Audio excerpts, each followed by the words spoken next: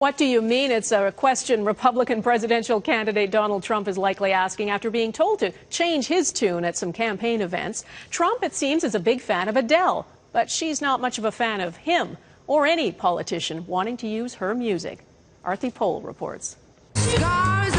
Trump won't be rolling into rallies to Adele's Rolling in the Deep anymore.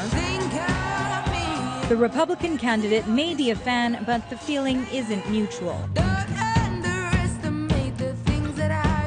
The British songstress has called on the New Yorker to knock it off. Her spokesman says Adele has not given permission for her music to be used for any political campaigning.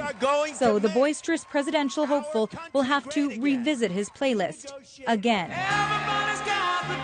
This is not the first time Trump's been called out during this campaign by musicians. Dream on, Donald. Aerosmith's frontman doesn't want his song being used either.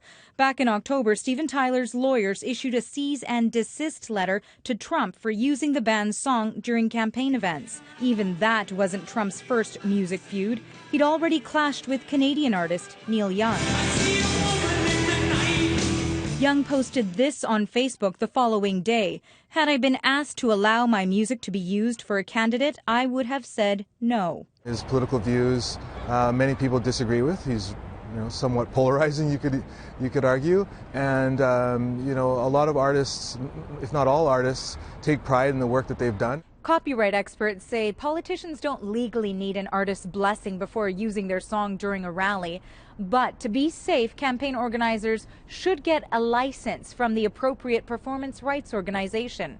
Still, if using a song comes across as a false endorsement, for example, an artist can sue. There's nothing that could affect Adele's brand. Only Adele can affect Adele's brand. Donald Trump is not going to affect Adele's brand. And party lines seem more pronounced in the music industry. Republicans like Trump and Mike Huckabee during this race have faced legal woes. But Democrats like Hillary Clinton got an offer from Katy Perry to write a theme song.